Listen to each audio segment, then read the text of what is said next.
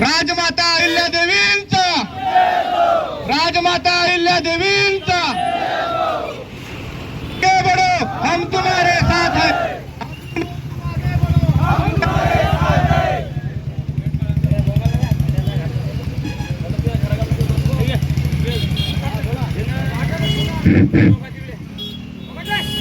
मेंढपाळांचा बुलंद आवाज, मेंढपाळांचा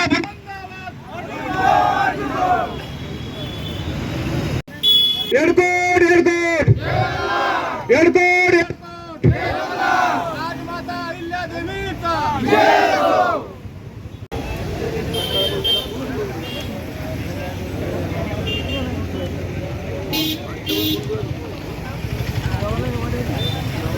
सर्वांनी एकदा जोरात घोषणा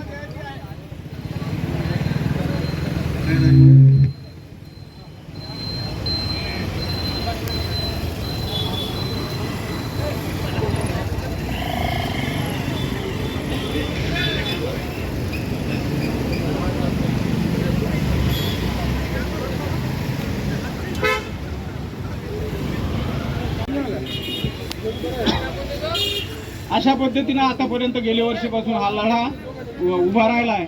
पण आपल्याकडे जे आपलं ठाम लेखी आपल्यासाठी कायद्यात तरतूद अशी कोण्याही प्रकारचं मी अर्जुन नामदेवराव महानर। आजचं बेमुदत अन्नत्याग म्हणजे हे बेमुदत अन्नत्याग आमच्या मेंढपाळांच्या समस्याबाबत आहेत। चराई पाशीच असेल, पशुसंवर्धनाची असेल, तसेच मेंढपाळांचे आरक्षण असेल, अशा विविध आम्ही 9 मागण्या घेऊन बसलेलो आहे। जोपर्यंत आमच्या ह्या मागण्या पूर्ण होणार नाही तोपर्यंत आम्ही हे बेमुदत आंदोलन हे हटणार नाही। आणि 2-4 दिवसात जर आमच्या शासनानं जर लवकरात लवकर मागण्या पूर्ण केल्या नाही तर यापेक्षा तीव्र आंदोलन केलं जाईल।